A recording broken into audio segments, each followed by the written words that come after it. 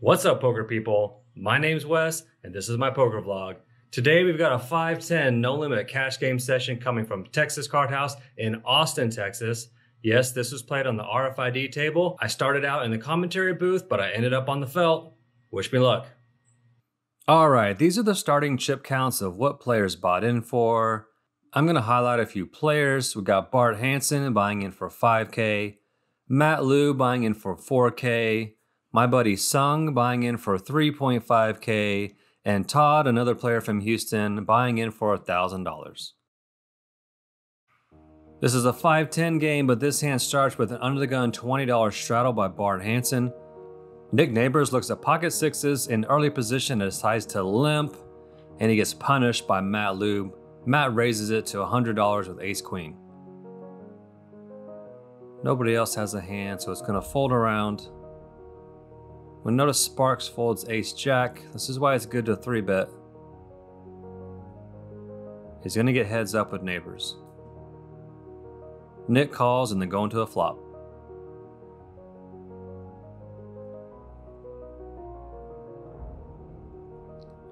Oh, Nick flops a set.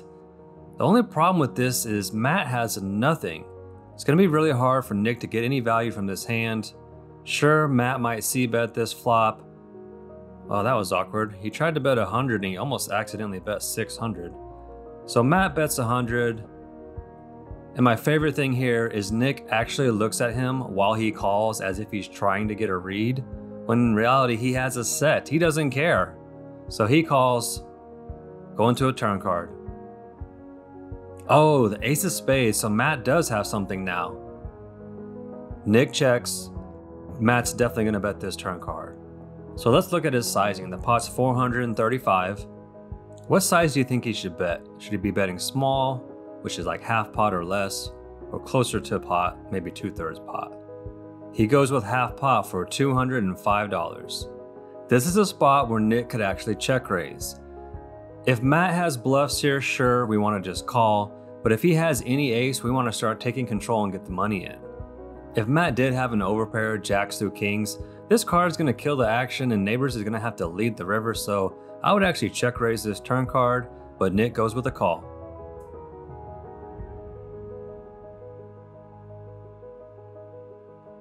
The river 8 of spades brings in the backdoor flush draw as well as 7-9 and 5-7, 5-7 being the open under on the flop. Neighbors decides to check. He thinks Matt's going to bet this. I wonder if Nick's just going to call. So Matt can have a few flush hands like king, queen, king, jack of spades, jack 10 of spades that would play exactly this way. I think Matt's going to value bet this hand.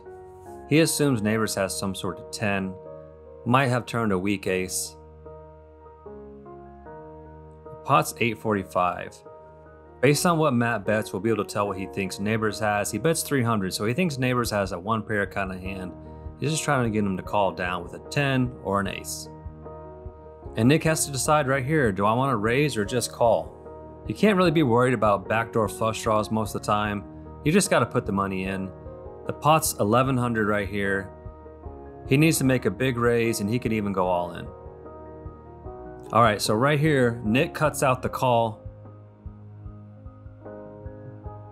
But it looks like he's thinking about raising. And he goes all in.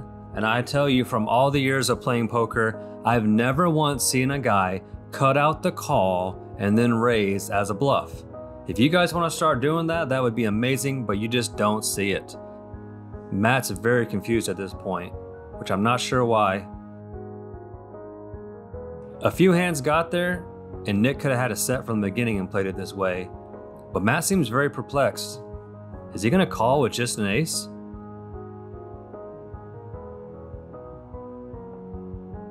Nick shoved for 1.7. Matt's only put 300 out there. He has to call $1,400 more dollars with just an ace. Now Nick has a reputation. He likes to put people to the test. He has some crazy moves. And Matt plays in a similar style, maybe not quite as crazy, but he likes to put pressure on people.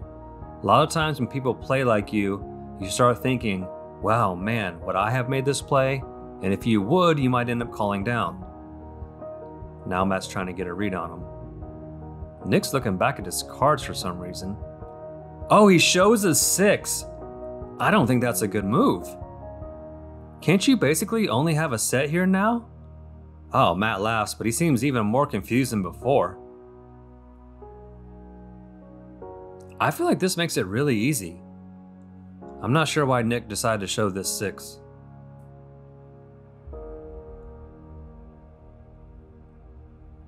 Yeah, I think Matt's gonna fold. I think Matt's gonna make the right decision now that Neighbors showed that 6. Oh, he called! He called and the pot goes to Nick Neighbors. A $4,000 pot just like that. This hand is folding around to Seth in late position. He decides to raise it up to $80 with Jack 10 offsuit. There was a $20 straddle in this hand, so that's a good size. And Sung wakes up with jacks on the button and just calls. I don't know what he's doing here. You should always be 3-betting in this spot. You should be 3-betting almost any hand you're gonna play in this spot. Late position raise in the cutoff and you're on the button, and especially pocket jacks.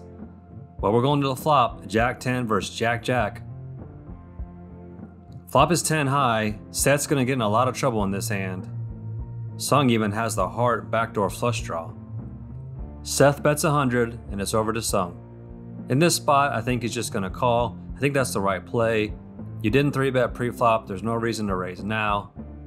So he does call. We're going to a turn card. Oh, the turn's a 10. Oh, Seth makes the best hand. Now Sung only has 1 out. And Seth checks. I don't know why he's checking here, and I actually think Sung should bet, but he checks. The river's a 3, and this is time for Seth to get value for his 10. Oh, he checked again. What is he doing? I would be betting this river 100% of the time, and I'd probably be going close to pot. It's gonna look like sometimes I missed a flush draw, missed a straight draw, and the times I have a 10, I'm getting paid off. I don't understand this check. Sung has a clear value bet here, but sadly that money is not coming back to him. Maybe Seth is gonna check. No, he didn't even think about it. He just calls. Sung confidently shows his hand, and Seth shows the best hand, Jack 10. What a suck out. Man, Sung, look at his face. Yeah, very interesting. This hand folds around to Bart on the button. He's gonna raise it up with Jack 10 offsuit. He makes it 60 to go. There's a $20 under the gun straddle. That's a good size. Todd decides to call in the small blind with pocket deuces, and it's over to Neighbors in the big blind. He's got king queen offsuit and he's thinking about what to do. I think this is a good spot to just call. We're not really worried about letting Matt in the hand. We have a hand that plays good multi-way, but Neighbors has a completely different idea. He's making it big. He makes it $280. My personal feeling on this might not be the same as other players at the table because I know we talked about some of these hands, but I actually don't like 3-betting king queen in this spot. You can actually just call, see a flop, and play your hand post-flop. It's not quite weak enough to 3-bet, and it's not quite strong enough to 3-bet. You're just reopening the pot, and look at this. You're allowing Bart to bluff you off the best hand. Bart makes it 705, and Neighbors quickly folds. 5-10 with no straddle, and it folds around to Seth with pocket 8s in the hijack, and he makes it $35. I feel like this raise is a standard raise size, but you really have to know your table and you might have to go a little bit bigger. I think you could be opening to 50, maybe even more at this table. There's a lot of good players and a lot of aggressive action, and right now you're getting 3-bet by 8-5 suited. And I wonder if he had made it a little bit more, if Brooklahoma would have gone after it the same way, or if he would have just folded his hand or called. But now Sparks in the small blind, he's gonna 4-bet to 425 with king 9 suited. And Bart has to fold ace queen. Now I can tell you, Sparks doesn't actually think he has the best hand.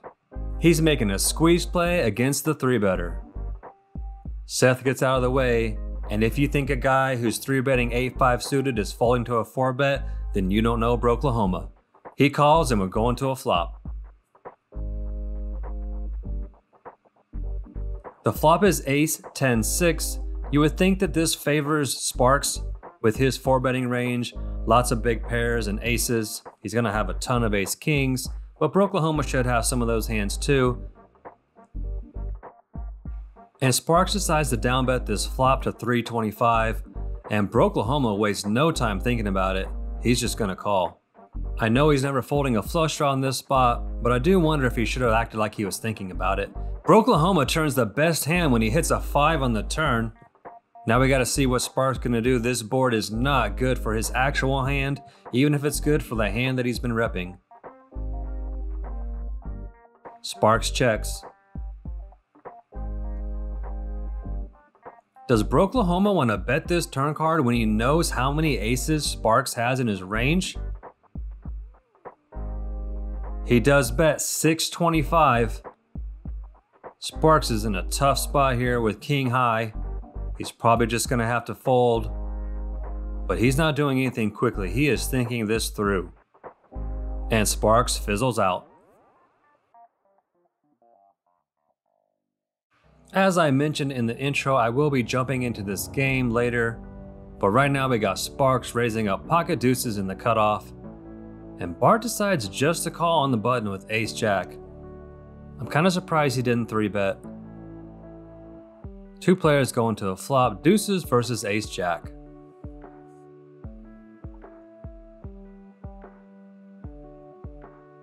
And Sparks flops a set just like that on a 5-4 deuce board. Bart does have 2 overs, a gut shot straight draw, and a backdoor jack-high flush draw. He's probably not going to fold to a bet on this flop. Sparks is going to c-bet. I definitely like this c-bet. He bets $75 into $155. And Bart looks like he's going to quickly call. We're going to a turn. Oh, the turn's an ace. That's a really good card for Sparks, and Bart probably thinks it's a good card for him. I think Sparks should continue on this turn card. He should have some aces, but he knows Bart's going to have some as well. Sparks is reaching for chips. He's going to bet 225, and you can see now that he's starting to increase the percentage of the pot that he's betting. On the flop it was half pot, and now he's betting closer to 2/3 pot. I don't really think Bart has much of a decision. He just has to hem and haw and call 225. He's pretty happy with this turn card. $750 pot going to the river, and it's a queen. Now this card doesn't change much, other than it might give Sparks the ability to triple barrel ace queen, where maybe he would have checked this river with ace king, although I think he would have bet knowing that ace queen should be 3-betting. So Sparks has to decide what's the right size to get value from an ace with his flop set. The pot's $755. Sparks bets $550, another 2/3 pot bet. Bart looks a little disgusted. He doesn't beat any of the triple barrel value hands, but there shouldn't be that many hands triple barreling on this board. Bart makes the call, and he sees the bad news. He was up against the set the whole time. It folds to neighbors on the button, and he's going to raise it up with 3-4 offsuit. I actually think this is a little bit too loose. You're not playing a tournament where you have to win the blinds over and over.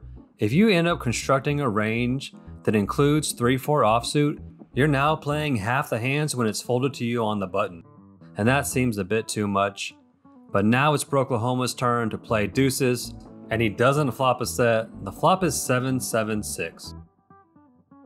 This gives Nick a gut shot and 2 overs. He's going to c-bet this flop.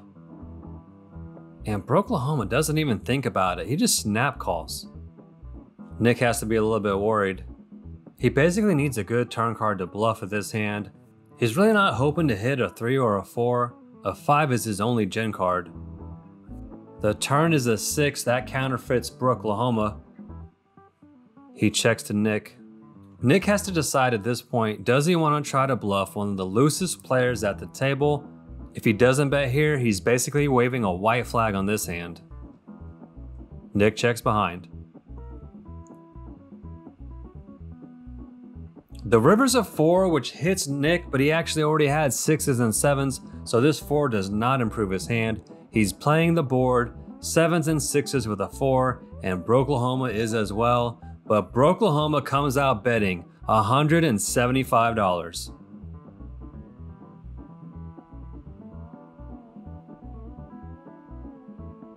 Nick shows a 4 and folds, and Broklahoma shows the deuces. It's a beautiful day for bluffing. This hand has a $20 straddle, and it folds around to Sung on the button. He raises it up with ace-queen offsuit. Broklahoma's going to call in the small blind with jack-10 suited, and it's over to Sparks in the big blind with king-queen.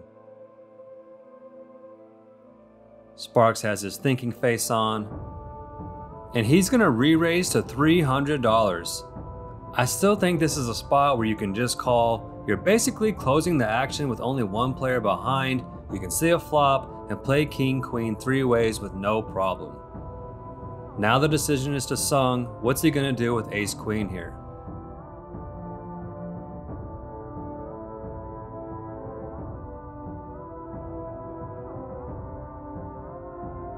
Sung's reaching for chips.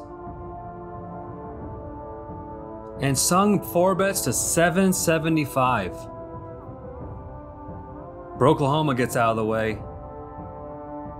And do you see this confused look on Sparks' face? That's what happens when you 3-bet with king-queen out of position when you could have just called and seen a flop. You've got a pretty good hand. You actually have a really good hand. And now you're forced to make a decision for $775 pre-flop against a range that now looks pretty nutted. I think Sparks is going to have to fold. I feel like he should have just called. One last look, and he lets it go. I think Sparks misfired on that one. There's a $20 straddle under the gun. It folds to Sung, and he makes it $75 with pocket 4s. Bart looks down at ace-queen in the big blind. He won't be folding it this time.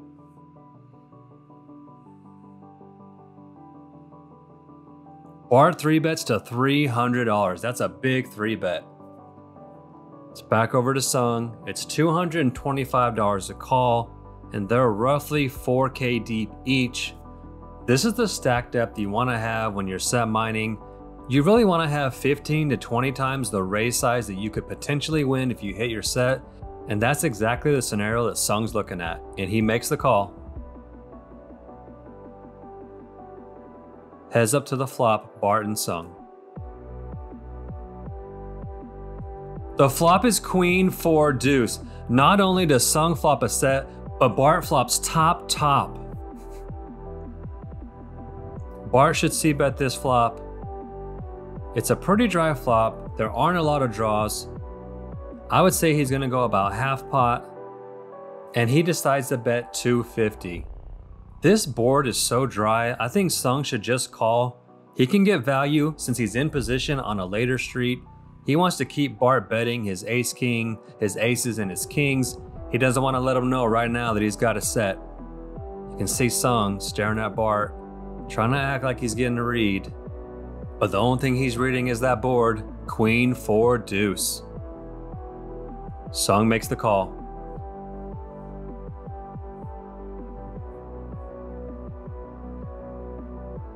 The turn is the 10 of clubs. This does put a flush draw on board now with the queen and 10 of clubs, but this card doesn't really change much. Bart should just keep betting. He can still rep a hand like ace-king and hope that Sung calls down with a hand like pocket jacks or king-queen. The pot's got 1.1k. Bart's cutting out a bet. Bart bets $800. Sung has to be so excited at this point. The only hand he loses to is pocket queens and pocket 10s. And in poker, you just got to take your odds that he doesn't have those hands.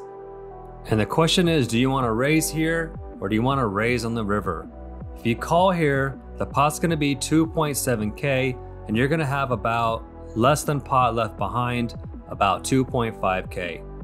I think he just calls here knowing he can get it in on the river. Let's see if a clean card comes on the river. The river's a 10, that's a pretty good card for both players.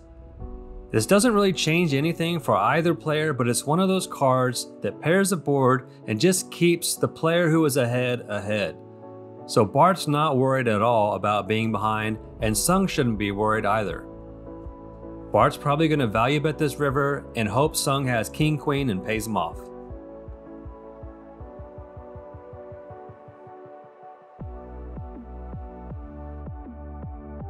Bart starts cutting out chips, and he announces 1400. This is a good spot for Sung to just get it in here. The whole plan was to slow play this so we could win a big pot. There's no reason to slow down now. Sung's counting his chips. The all-in is coming any second now. This is going to be a big pot going Sung's way.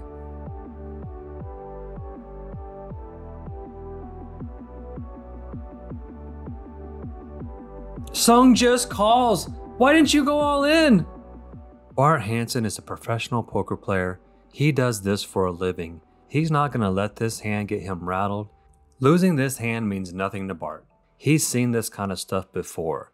His mental game is so strong, this kind of thing doesn't bring him down. And that's what you guys need to be a professional poker player. Sometimes you're going to lose a hand and you can't let your emotions take over. For a more in-depth analysis on this hand, click the link in the top right of your screen. Bart Hanson created a video breaking down this entire hand and posted it to the TCH Live channel. Guess what? I'm getting into the game. I am in the game, ladies and gentlemen. After a few players dropped out, I got out of the commentating booth and got onto the felt. I bought into the game for $3,000. You'll also notice that Will showed up about the same time and he sat down in the 9 seat. In this hand, we got Sparks opening to 60 with 9-9. Todd smooth calls, and I look down at King 5 suited, a hand that I don't like, but I decided to 3-bet it instead of folding. I made a 200 to go on my very first hand I played. Fold around to Sparks, and he's seen the squeeze play before. He's probably not folding a hand that good. He's confirming the bet size. And he makes the call. I don't know if Todd would have folded if we were heads up, but he's definitely not folding now. We're going 3 ways to a flop. Let's go King 5.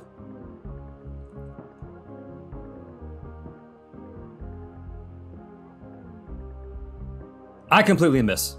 The flop is Queen Jack 3 with the Queen Jack of spades and the 3 of clubs. I have basically no draw and no backdoor draw other than a straight draw. It checks to me, and I think this is a spot where I should actually check. I should really only be c-betting this flop when one of these cards is a heart, but in real life, I did bet $400. That got Sparks to fold the best hand, and there's no way Todd can continue with ace deuce of hearts. And he folds. We take it down. In poker, even a bad play can win sometimes. There's an under the gun $20 straddle, and I look down at 7-6 suited and I make it $60 to go. Will looks down at King 10 suited on the button and he decides to 3-bet, which I think is a great play. He's going to get it heads up with me by doing this, and I'm definitely going to call with this hand. Doing that fake thinking thing.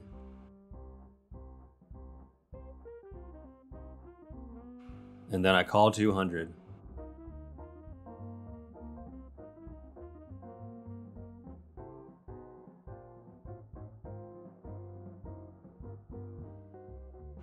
I flopped 2 pair on a 7-6-3 flop.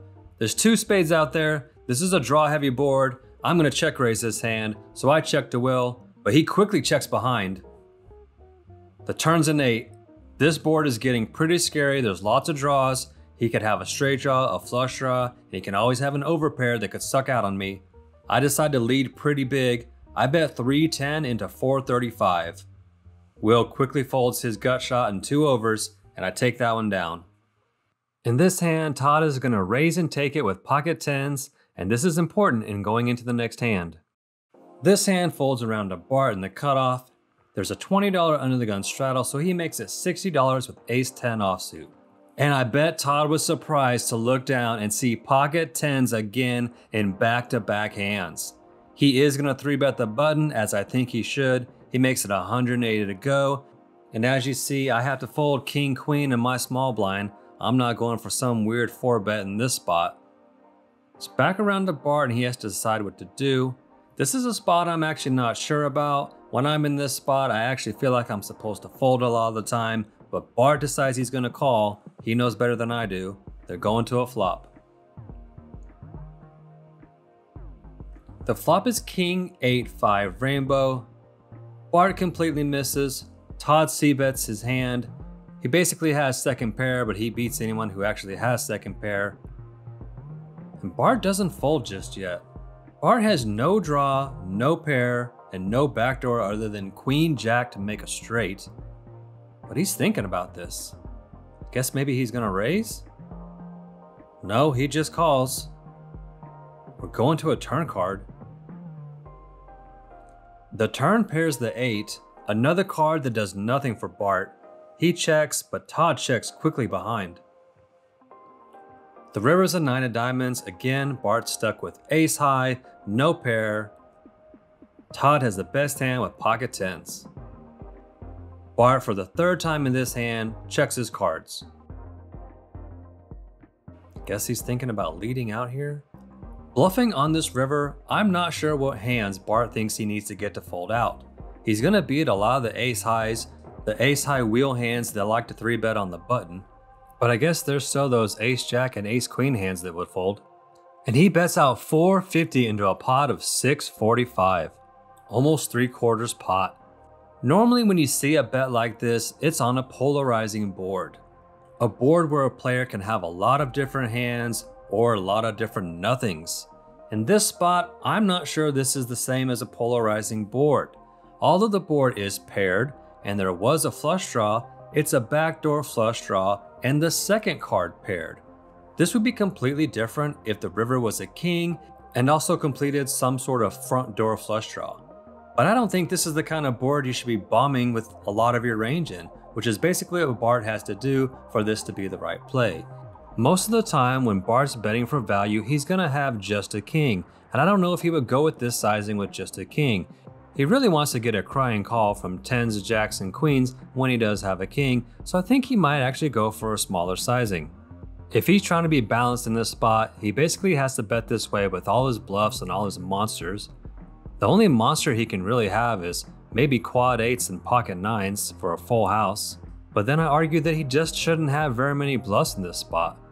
But maybe Bart's thinking he would play ace queen and ace jack this same way and he would bluff with those hands, so he's trying to be balanced by making this one of the bluff hands, and he would have pocket 8s, pocket 9s, and maybe some sort of king 9 that he would bet this sizing with. And as I always say, I'm not a poker coach and I'm not the best at constructing complete ranges, but I'm just trying to talk out loud about what I think about this hand and which bluffs and which value hands he should show up here with.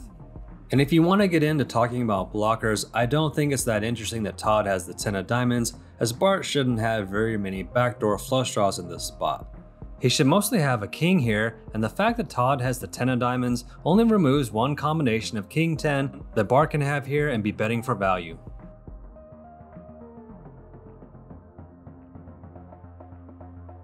Oh, Todd makes the call. Todd takes down the $1,500 pot. Todd's right back in action, raising out pocket 8s in the cutoff. It's gonna fold around to Sung, who was the under the gun straddle. He has to call 60. This is actually a good spot to 3-bet, and one of the reasons is because ace-9 is a hand that you wouldn't mind if you got 4-bet. You can just fold it and move on. Where the hands before, the king-queen hands, it's pretty painful if you have to fold those hands. Sung decides to call and see a flop, which is totally reasonable. The flop is 10-8 for rainbow. There is a 10 of hearts out there, and Sung has 2 hearts, but Todd flopped a set. Todd's gonna c-bet this board. He bets $80. Although Sung does have some backdoor draws, it's probably best to just let this one go out of position, but he decides to call and see a turn. The turn is a 3 of diamonds, so Sung didn't turn a heart, a 9, an ace, or a jack or a 7, which would have given him an open-ender. So basically the hand's over at this point. He can't draw to just an ace or a 9. Todd's gonna bet his set again, as he should. He bets 185. I'm not sure why Sung is in the tank here. Even if Todd has a hand, ace king, ace queen, ace jack, he's ahead of Sung. The only hands he really beats are some of those Broadway combinations. King queen, queen jack. He doesn't even beat jack 10, but Sung makes the call.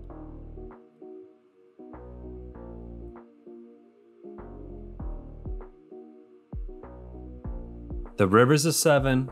This doesn't help Sung in any way. He checks, and now Todd just checks behind? Why does he not bet for value? Why doesn't he at least take some time and think about his decision? I don't understand that. I don't think this pot is big enough to just be snap checking behind. You should think about it. There's times where you should bet and fold to a raise. You definitely got to start out with a bet with a set on this river. I have the $20 straddle on under the gun, and Will looks down at pocket nines, and he's going to raise it up to $60.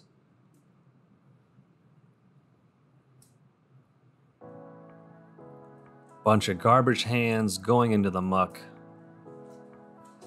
And I look down at pocket fours. I'm going to make the call and see a flop.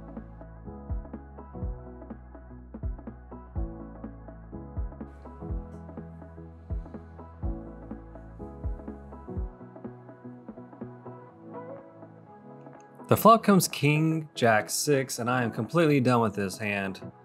I go ahead and check it over to Will. Just in case I kind of act like I'm observing him and really I'm just waiting for him to bet so I can fold. And he actually checks behind and I turn a 4. Now the issue here is he didn't bet this flop, so that means one of two things. He either doesn't have a very good hand or he has a really good hand. But I go ahead and bet $100 here, see what he does. And he decides to call with pocket nines, which is an interesting way to play that hand. He might think I just have one club in my hand. The river's a king, so now I have a full house, but I don't beat kings or jacks or even pocket sixes. So the question is bet or check, and I decided to bet here and to go a little bit big to see if maybe he did check behind some sort of flush draw hand that made a flush, some sort of king that made trip kings. And immediately he says, man, I was about to snap call, but then you bet so big. So maybe I shouldn't have bet quite so big. Of course, I don't know he has pocket nines. Didn't expect him to call with a hand like pocket nines, so I'm thinking he might have a jack. Sometimes he can have a king. He probably would bet most flops with a king. He shouldn't have aces or queens. You would think queens would bet the flop and aces would bet the flop. And I would think he'd fold out most of his pairs on this river anyway. So I'm okay with this bet because I'm basically only ever going to get called in this river by hands like a king, a jack. Hands that will probably call this sizing. This is a rare scenario where he has pocket nines and is actually thinking about calling.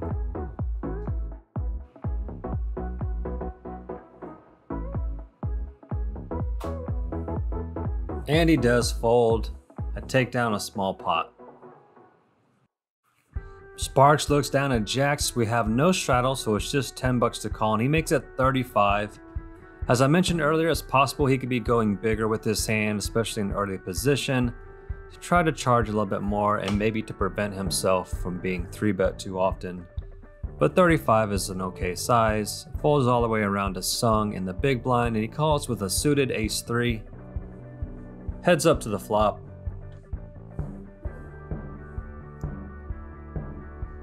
The flop is ace-9-6, 2 diamonds, so Sung outflops Sparks.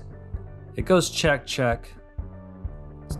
The turn's a king. Sung has an option to bet here. He decides to check, which I'm okay with, and Sparks keeps checking until he rivers a jack to make a set. Sung finally decides to get a little bit of value. He bets kind of small. Only bets 35, and now the decision is over to Sparks. Do you call or do you raise? There was a front door flush draw that got there. A straight draw got there. And Sparks raises to 110. This puts Sung in an awkward spot because he just doesn't beat anything. The front door flush got there. King Queen of Diamonds, for example, is a very likely hand. A hand like King Jack, the backdoor 2-pair, and of course Pocket Jacks, the river to set. I just don't see any bluffs in Sparks' range here.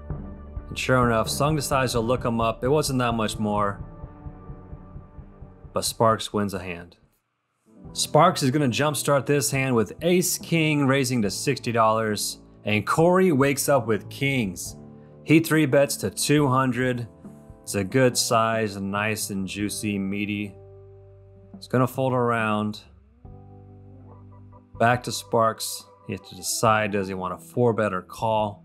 It's going to be out of position the entire hand. Corey's trying to act as calm as possible, but all he can think about is his pocket kings.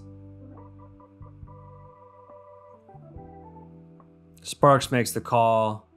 Corey checks to see if anyone on his rail is watching. We'll go into a flop.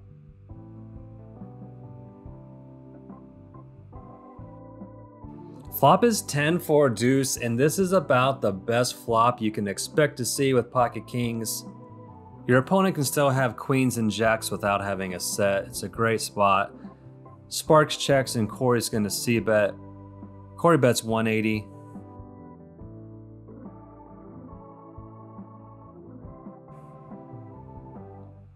Sparks decides to float. He calls 180. I don't fully understand this play because you are behind every single 3-betting hand other than those random ones. And I know he has no history with Corey. Sparks hits fire on the turn with the ace of spades. Corey has to hate this card. Oh, Corey's reaching for chips though. Wow, Corey bets 380. This is actually a turn card that I would be checking. I would be checking hands like jacks through kings, hoping that on the river my opponent might bet as a bluff and I could call. And I'd be betting my bluffs and some of my aces. So I'd probably bet ace king, ace queen on the turn. I would bet any of my queen jack, king queen on the turn. I'd be checking a few aces, like if I had 3-bet with ace 5, I might decide to just check this turn to have some aces in my range that check back, and I would just call leads on the river. And I think Corey should be checking this turn card. He's not really worried about getting sucked out on the river. And after making this bet, you really reduce the chances that your opponent is going to try to bluff you on the river, which is something I like to keep in their range, is some bluffs. The river's a 5, which is a brick in this hand. And now the question is Sparks going to check and call or lead out? He does check, and it goes check, check. And Corey's going to lose a 1.6K pot. Man, Sparks is a machine. Todd's got the old 10-8 suited. Looks like he wants to raise. There's a $20 straddle. Todd raises it up with 10-8 suited to $80. And I have the toaster. That's what we used to call 6 deuce in the home games I played in Houston. And I'm going to 3-bet. I make it 200 to go. Everybody else folds. Sparks considers his options with 7-6, but he gets out of the way. Todd wants to see a flop. And now I just have to hit something with 6 deuce.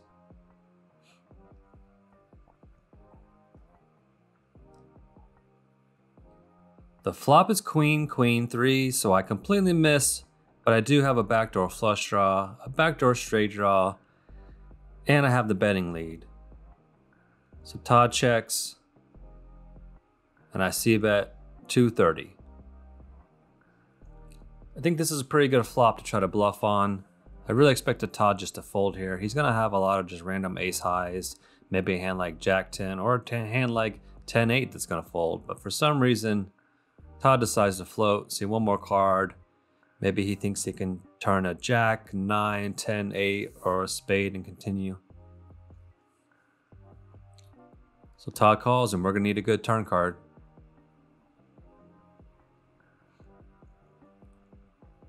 Well, that gives me a gut shot, so I'm not slowing down now.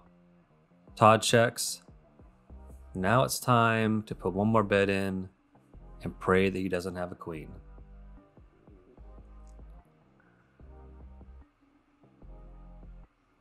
I bet 475. Oh, please fold. Please, oh, he folds. We got away with it. You're toast, Todd. This hand is 5, 10, 20, and it folds around to Sung on the button. He's got King 10 suited. He raises it up to $70. It folds over to Bart in the big blind. He has Ace 3 suited. A lot of people like to 3-bet in this position, especially against a wide range of the button. And sure enough, Bart 3-bets to $300. This gets Todd out of the way, and now we're back to Sung.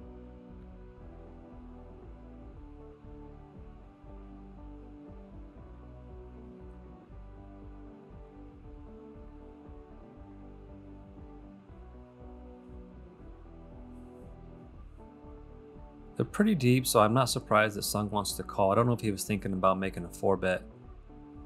He decides to flat and see a flop.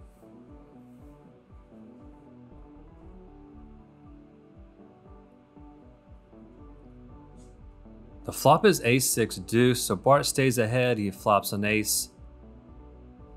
He's probably going to keep the betting lead.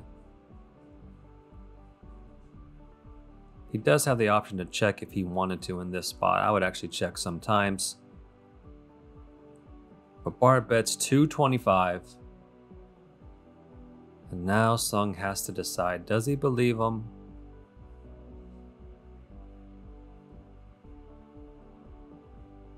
Does he want to take this hand away from Bart?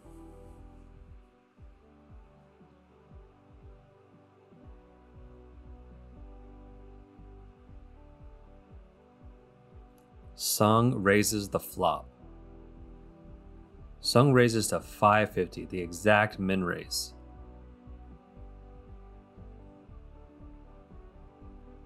Bart looks a little confused. I think he's going to fold though, but this could be setting up a turn bet. Sometimes you do something on one street that you know is not going to work, but you're just setting up what's going to happen on the next street. I feel like maybe that's what Sung's doing here. So Bart calls and the turn's a 10, which gives Sung a pair. A lot of times when people finally turn their pair when they're bluffing, they go down to checking instead of betting. Let's see what Sung does on this turn card. Well, he's reaching for chips.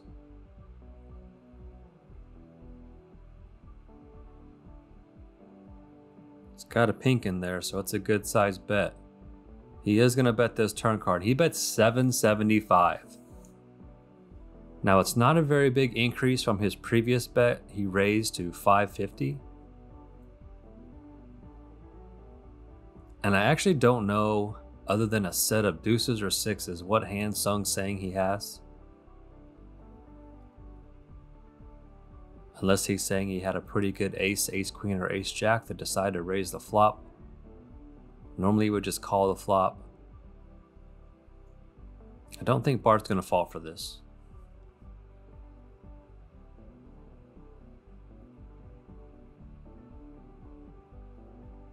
It's only $775 to win, $2,500 right now, and then see a river card.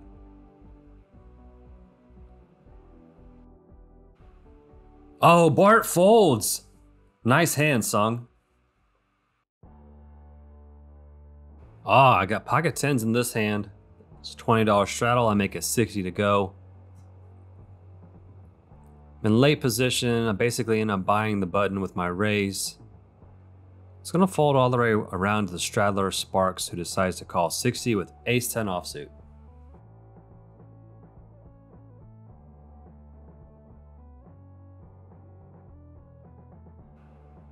The flop is 8-5-4 rainbow. We have an overpair. It's a little bit scary. He can have a lot of different hands. They could have a lot of different straight draws. 6-7 would be the nuts. But at least there's no overcard, so I know if one pair is the best hand, I have the best hand.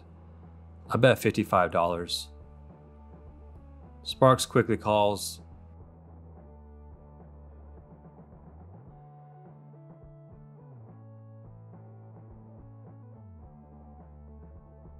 The turn is a 3. It does make a couple more straights come in. He could have ace deuce. He could have 6 deuce, the toaster. And mostly, I just don't know that I can bet this hand for 3 streets of value. So I decided to check behind. Maybe I can get him to bluff the river as well. And the river's a king. Backdoor hearts and an overcard. But Sparks checks. And the question is, can I bet here and get called by worse? I actually think he would have to lead with any hand better than a pair of 10s. I don't know that he has a hand that can call. But I decided to go ahead and make a really small bet here. I bet $90 into 245, so I bet less than half pot. I was thinking maybe I could get called by a 5, a hand like 5-6, 5-7. Maybe a hand as bad as ace-4, ace-5. And clearly if I think those hands will call, any 8 should call. And here he is with ace-10 high, contemplating. I'm just carrying on a conversation with Corey over here. And Sparks decides to call. It's a pretty small pot relative to this game, but I wanted to show a hand we're going for a thin value and not trying to push 3 streets when your hand isn't that strong. This hand starts with Corey raising King Jack offsuit in the hijack. Matt's gonna call 60 with Queen 6 suited on the button. Will's also going to call in the small blind with ace-8 suited, and they're going 3 ways to the flop. The flop is ace, king 6 with 2 spades. So Will flops top pair with the flush draw, Corey flops second pair, and Matt flops bottom pair with a backdoor flush draw. It checks to Corey, who raised pre-flop, and he bets $85. Matt's on the button with third pair. He decides to call. And now over to Will. I actually think Will's stack is shallow enough in this game that he might want to check raise, get it in. If he had a super deep stack of 3 to 4K, maybe he doesn't want to do that, but having less than 2,000, I think it's okay to get it in this spot with top pair and a flush draw, but he just calls. And the turn is a 7 of diamonds. This changes nothing and helps nobody. So Will checks the best hand. Corey has to now be concerned with 2 callers and he checks his king.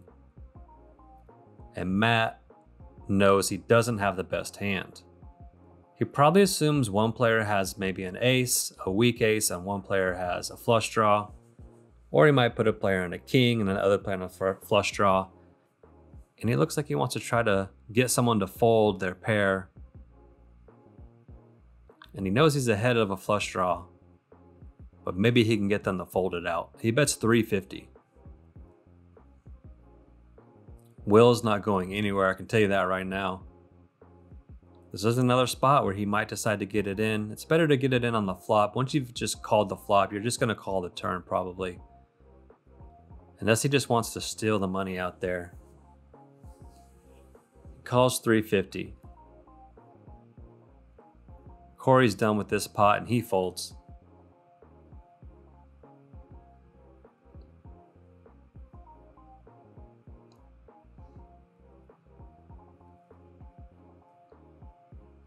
The river is a red 8. This gives Will 2 pair. It's not the card he was looking for, but it's a card he's going to need as far as being able to call if Matt does anything else. This will make Will's decision pretty easy.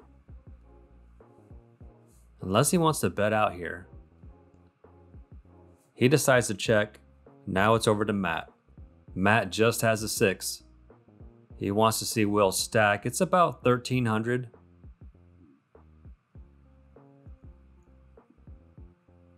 Matt bets 1,500 to put Will all in. Oh, he pretty much snap calls. I don't know why Matt seems so disgusted.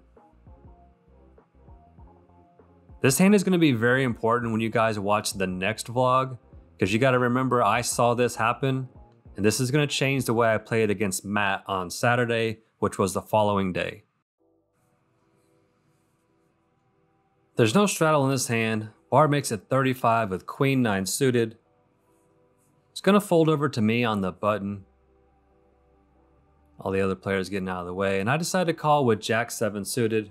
I wouldn't call with this hand in middle position, but I'm on the button. I'm going to have advantage in this hand. I decide to see a flop, and we go heads up to the flop. Completely missed this flop. It's 3-5-8. Bart decides he's going to c-bet.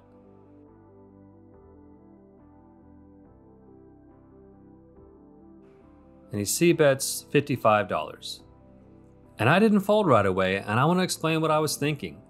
I saw this flop and I realized any 4 on the turn would give me a gut shot. If a 4 comes, I could then turn to 6 to make a straight. If any 6 comes, I'm now open-ended. I could have a 4 or a 9 to make a straight. Any 9 that comes gives me a gut shot. I need a 10 after that, and any 10 that comes also gives me a gut shot, needing a 9 to make a straight. I could also turn a 7 for a pair, a jack for a pair. So it looked to me like every card between 4 all the way up to jack would improve my equity to some extent in this hand. Now, turning a gut shot doesn't automatically give you the win. You still have to hit that gut shot. But what it allows you to do is bluff with more equity. It gives me a chance on the turn, if Bart checks, to make a big bet with some way to win the hand in the end. And betting a board like this, if a 4, 6, 9, or 10 comes on the turn, and Bart has any 2 big cards, ace, king, king, queen, king, jack, it's going to be hard for him to call the turn. So if I can turn any of those cards that are good for my range and bad for his, I can probably take this pot away, and if he does call, I'll have some sort of draw I can hit on the river to win when he doesn't fold to my bluff. So I actually decided I was going to call and see a turn card. I call $55.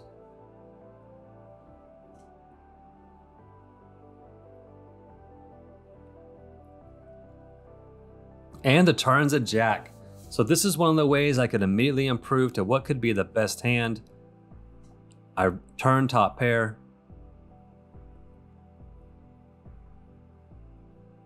Bart's very focused on this board. Bart normally likes to look around, his eyes often dart, but it seems like in this hand, he's really just staring at the board. He did turn a gut shot, he needs a 10 now to win.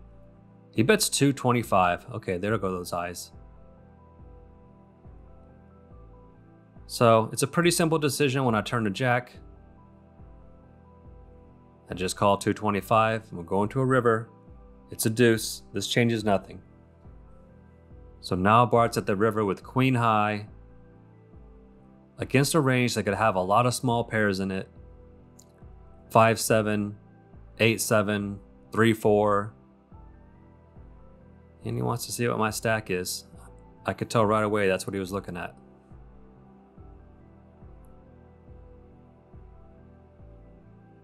I have about 1,600. And Bart bets $800. He overbets the pot. Now I pretty quickly realized I didn't believe this bet, but I wanted to make sure I thought about it before I called. It's really hard to get paid off if you have, let's say, aces, kings, or queens in this spot betting that much. This means he has to think that I have a hand that will never fold, or he's just bluffing. I decide to call. He shows queen high, I show I turn to jack, and he takes it like a professional poker player would. Matt starts the action in this hand with pocket fives. He's going to raise it up to $60 over the $20 under the gun straddle. And Sung wakes up with queens. This is a great spot to 3-bet, start building a pot, and he just calls. I have no idea why he just called here. Folds around. Oh my God, Bart has pocket kings. This is going to be a huge pot between Bart and Sung. Bart's going to make it look like he's doing a little squeeze play. I like how he's tanking.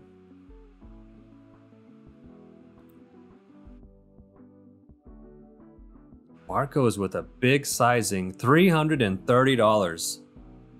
Wow. This looks really fishy. It's a great way to play pocket kings in this spot.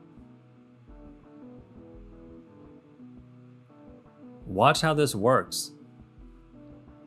Matt doesn't even want to fold pocket fives. Matt calls 330 with pocket fives. And now does Sung want to spring the trap?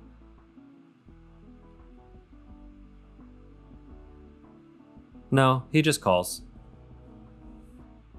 So we got 3 pairs going to the flop.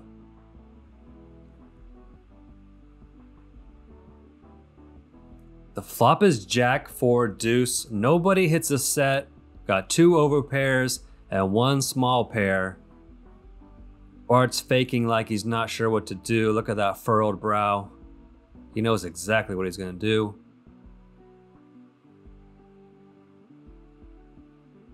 He bets an even 400. 40% pot.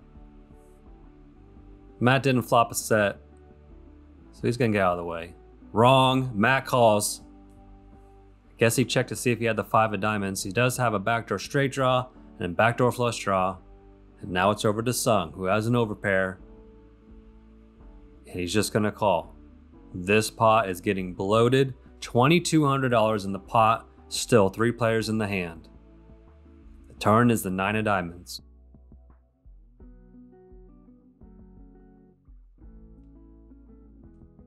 Does Bart bet or check? He decides to check for a little bit of pot control. He doesn't have the king of diamonds. Matt did not turn his straight draw, but he did turn a flush draw. He decides to check. Sung with 2 queens and a flush draw. He has an overpair and a flush draw. Is he gonna bet? I think he should be betting here. The fact that he flatted pre-flop, it's harder for him to think that he doesn't have the best hand. And Sung bets 755. This is about a 3rd pot bet. Got 3 players in this hand, only 1 card to come. Going a little bit small. Nobody's really been repping any sort of draw. He may feel like he doesn't have to price anybody out because he does have the queen of diamonds. Bart double checks. He's going to go with a call. And Matt finally folds.